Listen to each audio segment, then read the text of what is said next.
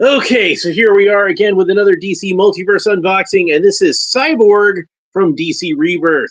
There's a nice piece of artwork on the back. Man, I am beat. I'm telling you, I'm probably too tired to really be doing a video. I'm not at 100% energy level, so just be patient with me that I'm not at my full capacity. It's just, I didn't get to do a video yesterday because I, pretty much slept all day.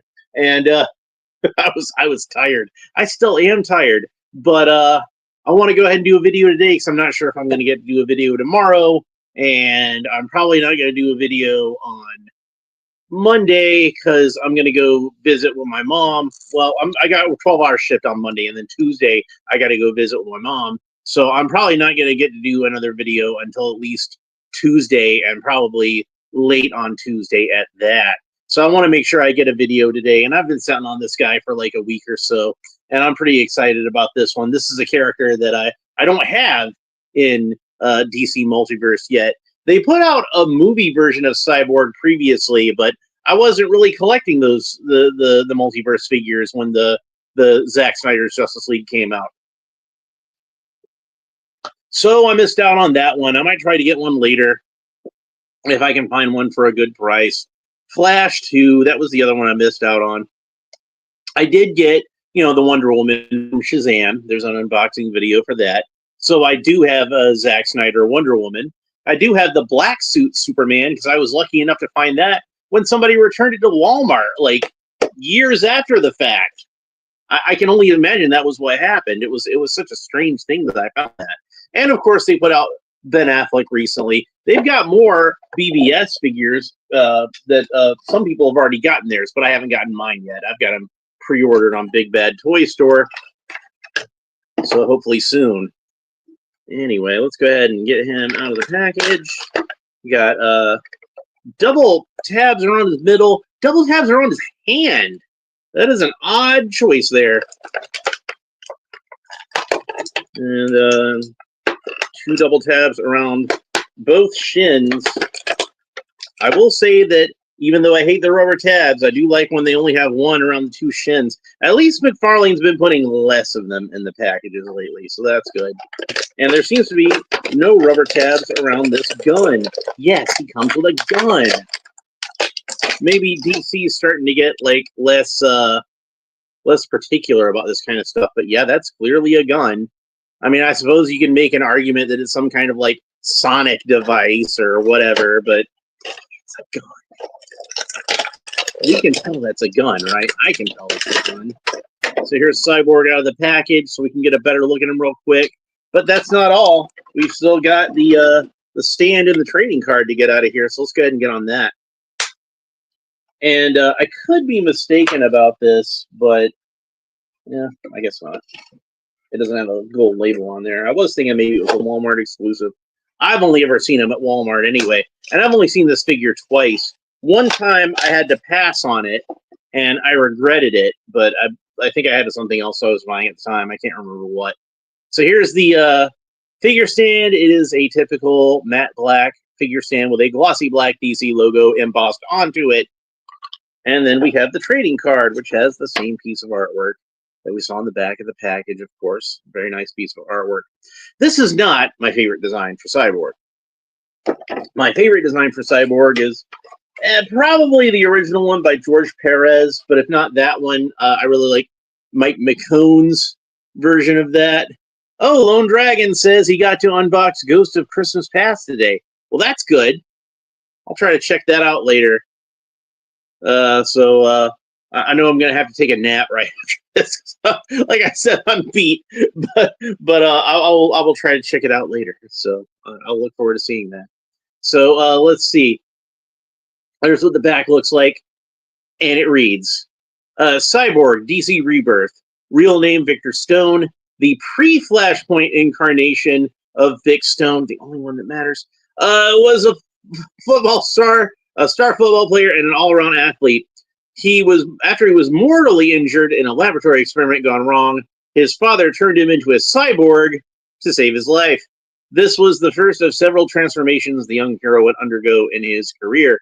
So one of the things that I disliked about the the new 52 version of Cyborg is that they eliminated his connections to the Teen Titans, which I thought was a big mistake. And I know you wanted to have him be part of the Justice League, and you wanted to push that. And I don't mind Cyborg being part of the Justice League. I really don't. Like, you know, when I first encountered Cyborg, it was in the comics. He was in the Teen Titans. But when I really got to know Cyborg, actually, was when he was on Super Friends. So I already kind of was used to him being in the Justice League in a fashion. Man, that is a really tight joint there. I'm definitely going to have to hit that with a hairdryer. So, man, both of these bicep swivels are really tight. Well, we'll get those later. Anyway, he's got this big honking gun. So let's go ahead and put that on his arm. Oh, yeah, that's nice. I don't know if it'll fit on this open hand since it looks a little too... No, it looks like it'll... That's being a little tricky. Oh, you haven't posted it yet. Yeah, I got Instagram. So, are you still just Lone Dragon on Instagram? I should be able to find you. So, I do like the big gun. I like that he has a gun. We can even have it's got this handle in the front, so you can kind of hold it like a minigun. It's, since he doesn't really have a gripping hand, you just kind of have to pose the hand as if it's holding it, but it still works. It'd probably work better if I could get the biceps to move. So anyway, let's go ahead and talk about his articulation. So Cyborg can look up about that far. He can look down about that far. He can tilt his head kind of quizzically from side to side, turn ahead all the way around. Arms rotate all the way around the shoulder. He does have butterfly joints. The arms move back that far and forward that far. When you rotate the arms around, they are slightly encumbered by these big old shoulder pads. But other than that, the range of motion seems pretty good. Like I said, he does, in theory, have a bicep swivel, but this is stuck so badly. I am not going to try to force this, not on either arm. I am definitely going to have to hit it later on with a hairdryer. And it looks like I pulled his hand out in the gun. I got his hand stuck in the gun. So be careful of that. I think I'm going to have to get in there with some needle nose pliers later and pull that thing out. Maybe I can kind of pick it out with the X-Acto knife. Maybe. Definitely be careful of getting his hand stuck in there. Come on, you. I got it out. I got mad skills. All right. Let's pop that back on there. Speaking of which, now's as good a time as any to talk about the wrist articulation. So he's got that cool Mcfarlane wrist articulation, and you can pretty much move this wrist around whichever way you want. He's got a gripping hand on one hand, and he's got this kind of open hand on the other one. And you can see he's got this kind of like Iron Man repulsor beam kind of thing in here. So that's pretty cool. So I think from now on, whenever I go to put the gun on, I'm just going to pull the hand off ahead of time. I'm going to pull the hand off ahead of time and just stick because it doesn't really matter if the hand's on there. So we can just pull the whole hand off. I think that'll be the best thing to do. In fact, let's go ahead and do it with the other arm. And then we do have a gripping hand that he can hold onto this handle with. Ha ha.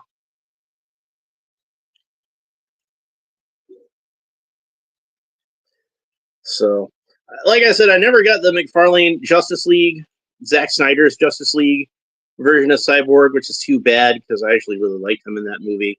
But I just wasn't collecting these Mcfarlane figures yet, so I'll just have to try to see if I can get one later on at some point. But I do have the comic book version now, and the comic book version is really cool. Like I said, this isn't my favorite design of Cyborg from the comics, but it is a pretty good one. I already mentioned the George Perez and the Mike McCone designs, but there was another post-Rebirth design that I really liked. It was like it had a little more white in it. This one has like kind of black accents on the arms and thighs, and you can see there's like a little bit of black elements to it. This one had more white elements to it, so I guess it was kind of closer to how he was drawn on the Teen Titans cartoon series, but still not even like 100% like that. I liked that one an awful lot. One of the things that well, now I pulled the hand. These hands do not stay on very well. I'm going to warn you about that right now. They are not a very tight fit. but I think they are designed to be removable since it is Cyborg, so that's probably why. Just be careful with the hands, is all I'm saying. When you go to try to put accessories in his hands or whatever. But yeah, like in the new 52 version of him, this was another thing I didn't like about the new 52 version and the movie version. In fact, it kind of bothered me. Is that it's just kind of like the upper part of his torso that's left in his head, and I kind of feel like how do I put this delicately? When they designed Cyborg in the 80s, when George Perez designed Cyborg, he had where you expose skin on his thighs because he's basically wearing like shorts. And I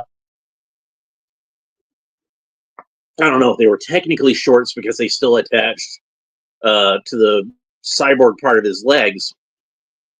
But, since there was flesh there, you knew what parts of him were organic, if you know what I mean. So there's definitely some parts that are missing from him in the new 52 and afterwards that weren't in the original version. And I just kind of feel like that's kind of an awkward thing to do with the character that you're pushing as being like the main black character of your DC universe at the time. I might be reading too much into it. I don't know, but I'm just saying there's some certain connotations to it that are uncomfortable. So, and I'm not trying to accuse anybody of anything because I don't like to accuse people of stuff like that. But it does seem a little. They could have done a better job with that, I think. So yeah, I prefer the Bronze Age design of Cyborg mainly because of that. But yeah, so oh yeah, there's still more articulation to talk about. So his torso, he's got the good Mcfarlane torso articulation. You can move that around pretty much whichever way you want to, get into whatever dramatic design you want to. I do kind of like this detailing here on the spine. That's pretty cool. So Cyborg can kick up about that far, which is an excellent range of motion for these Mcfarlane figures. Barely hindered at all by the rubber trunk piece, but it did get kind of caught up when I was moving it around. Man, that's impressive. Good job with the engineering on that. He does, like with most figures, he does kind of have that little bit of a swivel there, but it is not really a whole lot to write home about as far as that goes. He does have double jointed knees. That's about the range of articulation you get at the knees. He's got the cool Mcfarlane articulation at the ankles too, and we can move that around pretty much whichever way you want. So on a lot of the newer ones, the wrists and the ankles, they kind of do the thing where they hide the ball joints a little bit. They've got it sculpted in such a way where like Captain Atom here, you can see the wrinkles sculpted onto the ball joints in his boots, and there's a little bit more of an ankle shape and stuff like that. Cyborg does not really bother to do that. These are just straight up circular ball-shaped ball joints. Pretty basic. But since he does have mechanical ankles and mechanical wrists, it looks pretty natural, and that's pretty fine. So I like the colors on it for the most part. So got a good skin color, black hair. It's basically mostly black and silver. But the thing that does bother me about this, and I talked about this a little bit with Brainiac, is that they put like this kind of black wash over it. And I guess that's to bring out, some of the details like the seams and the armor and whatnot.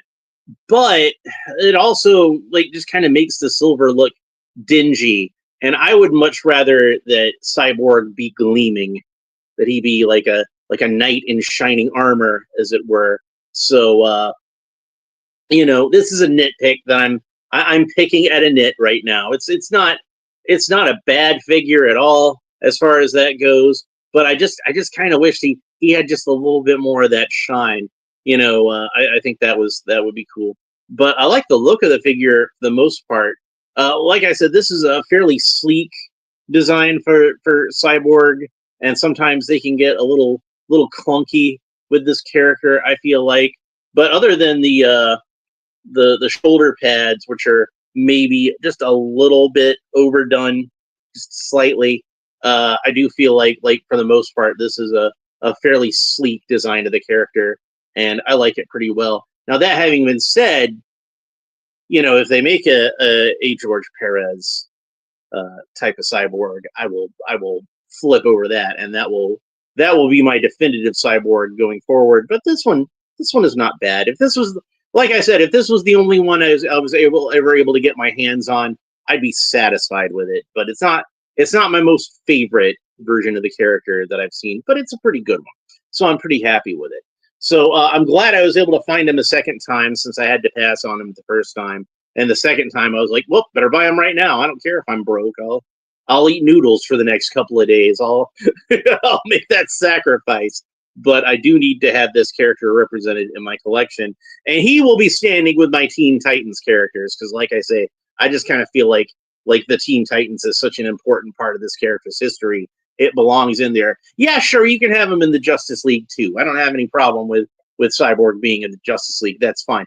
But I kind of feel like the Teen Titans should still be part of his past, that they should always be part of his past, part of his history, and maybe even part of his present. Maybe he goes back and forth between two teams. If Wolverine can be in both the X-Men and the Avengers, I don't see why Cyborg can't be in both the Justice League and the Teen Titans. Hell, the Teen Titans got more ties with the Justice League than the Avengers had with the X-Men, considering how most of the original Teen Titans were sidekicks to original members of the Justice League. Your original Teen Titans, you had Kid Flash, obviously the sidekick of the Flash; Aqualad, obviously the sidekick of Aquaman; Robin, obviously the sidekick of Batman; and Wonder Girl. Guess whose sidekick she was? Go on, guess. Yeah, that's right, Wonder Woman. And then occasionally you'd have Speedy come in there, who was the sidekick to Green Arrow. So I'm kind of surprised they never had Supergirl in there, come to think of it. But I think during most of that time, Supergirl was still considered Superman's emergency weapon, and Mort Weisinger probably had a little bit of a tight fist on her. He was probably like, I'll already let you use Superman in the Justice League. I'm not letting you take Supergirl into the Teen Titans. And besides, she's already in the Legion of Superheroes, so that's fine. Oh man, how cool would it have been in the Silver Age if they did a team up between the Teen Titans and the Legion of Superheroes? That's something that probably should have gone in the Brave and the Bold before it became an all Batman book. Anyway, Cyborg is a good figure, and if you see him, you should pick him up, and that's my recommendation. So that's all I've got to say about Cyborg right now. I'll be back sometime next week, but I don't know exactly when. Like I said, my mom just got home. Well, she is getting home from the hospital today. I don't know if she's actually gotten home yet or not. So I'm going to go tomorrow. I got to go work. And then Monday, I got a 12-hour shift. So I'm probably just going to go straight to my mom's house once I get off of work on Tuesday morning and just sleep over there for a little bit and then visit with her some. And that'll finally be my day off. But yeah, Tuesday, I'll try to do something on Tuesday. And if not Tuesday, it'll probably be Wednesday. So if you want to make sure you don't miss it, make sure you like and subscribe. All the fun YouTube stuff down below. Hit the little bell if you want to be warned anytime I'm going live. Leave a comment down below. Let me know what you think about Cyborg, both the figure and the character in general. And let me know in the comments what your favorite design for Cyborg was. Maybe you're like me and you're totally old school with the George Perez design.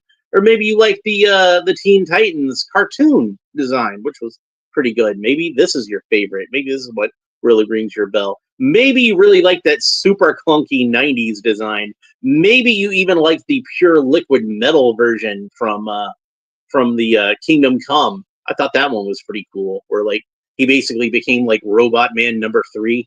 I liked that one. So yeah, we will definitely catch you next time. I'm gonna go try to find your Instagram as soon as I get off of here, and then I'm gonna take my nap. So anyway, I hope you all enjoyed it. We will talk to you next time. Bye.